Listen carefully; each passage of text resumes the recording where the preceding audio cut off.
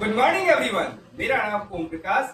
आज मैं फाइनेंशियल फॉर्मूले के अंदर दो बहुत बेहतरीन फॉर्मूले लेकर आया हूँ और वो फॉर्मूला है पीवी और एफवी। मैं पीवी की बात करूं, ये पीवी क्या करता है। फॉर एग्जांपल आप बैंक से लोन लेने जाते हैं, या कार लोन हो, पर्सनल लोन हो या होम लोन हो, तो आपको मैनेजर ये पूछता है कि सर आप जो लोन लेंगे तो आप ईएमआई कितना पे करेंगे।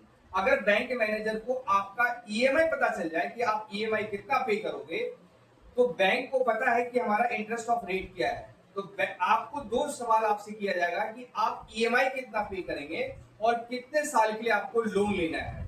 तो बैंक का मैनेजर आपको बता देगा कि सर अगर आप ईएमआई मान लीजिए 10,000 करते हैं या 20,000 करते हैं और वो लोन मान लीजिए 5 साल के लिए लेना है, तो बैंक का मैनेजर बता देगा कि आपको लोन कितना मिलेगा।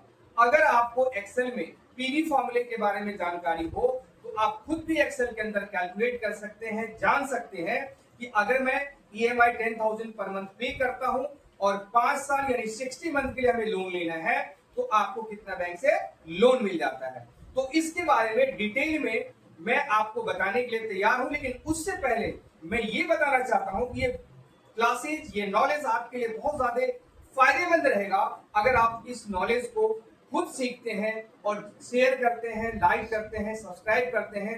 तो जाने अनजाने आपके जरिए बहुत सारे लोगों को ये जानकारी मिल सकता है और वो भी आने वाले टाइम में इसका फायदा ले सकता है। तो आइए ज्यादा देर नहीं करते हुए लैपटॉप के स्क्रीन पे।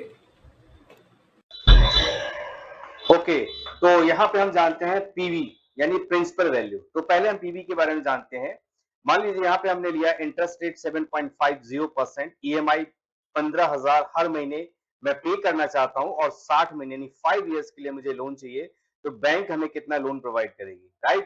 तो इसके लिए हम सबसे पहले यहाँ पे क्या करेंगे, इक्वल्स टू और क्या लगाएंगे, पीवी, राइट। पीवी फॉर्मूला लगाया, ब्रैकेट स्टार्ट किया। सबसे पहले यहाँ पे क्या करेंगे, इंटरेस्ट रेट पे क्लिक करेंगे और 12 से डिवाइड करेंगे, क्योंकि ये रेट जो है 1 साल का होता है, 12 से डिवाइड करेंगे तो 1 मंथ का निकल जाएगा। उसके बाद हम क्या करेंगे, पीरियड 60 मंथ यानी 5 ईयर हो गया। और उसके बाद आप 15,000 यानी कि जो आप ईएमआई पे करना चाहते हैं बैंक को, उस अमाउंट पे क्लिक कर देंगे, राइट। और यहाँ पे जैसे एंटर की प्रेस करेंगे तो आपको यहाँ पे देखिए रिजल्ट बता देगा ये फॉर्मूला, यानी कि लगभग 7,48,000 का लोन आपको यहाँ से सैंक्शन हो जाएगा। अगर आप यहाँ पे ईएमआई बढ़ा देते हैं, मान लीजिए 50,000 की जगह आप मान लीजिए 20,000 या 30,000 कर देंगे, ईएमआई बढ़ा देंगे, तो क्या होगा, लोन अमाउंट आपका बढ़ जाएगा। अगर आप 30,000 पर मंथ पे करेंगे 60 महीने तक, तो लगभग आपको 15 लाख का लोन यहाँ पे मिल सकता है।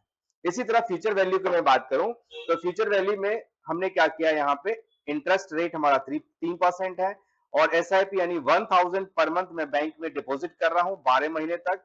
तो 12 महीने के बाद बैंक हमें 1,000 के हिसाब से रिटर्न कितना करती है, उसके लिए हम फ्यूचर वैल्यू यानी एफडी फंक्शन का यूज करते हैं। तो यहाँ पे हम क्या करेंगे, इक्वल्स टू एफडी करेंगे। एफडी करने के बाद ब्रैकेट स्टार्ट करेंगे और यहाँ पे 3% पे क्लिक किया, डिवाइड किया 12 से, कॉमा। उसके बाद मैंने यहाँ पे पीरियड ले लिया 12 मंथ, कॉमा, और यहाँ पे हमने एसआईपी यानी कि जो हम बैंक में डिपॉजिट हर मंथ करेंगे वो अमाउंट ले लिया और ब्रैकेट को यहाँ से क्लोज कर दिया। तो देखिए यहाँ पे 12,166 रुपए 38 पैसे। अगर मैं वैसे मैं कैलकुलेट करूं, इक्वल्स टू 1,000 मल्टीप्लाई 12, 1,000 मल्टीप्लाई 12, तो कितना होता है, लगभग 12,000।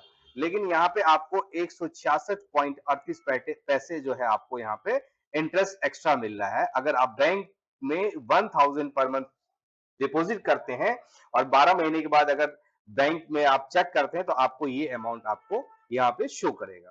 थैंक यू, धन्यवाद। आशा करता हूं कि आप लोगों को ये फॉर्मूला समझ में आया होगा। आप ज्यादा से ज्यादा इस वीडियो को शेयर करें, लाइक करें, सब्सक्राइब करें। ओके।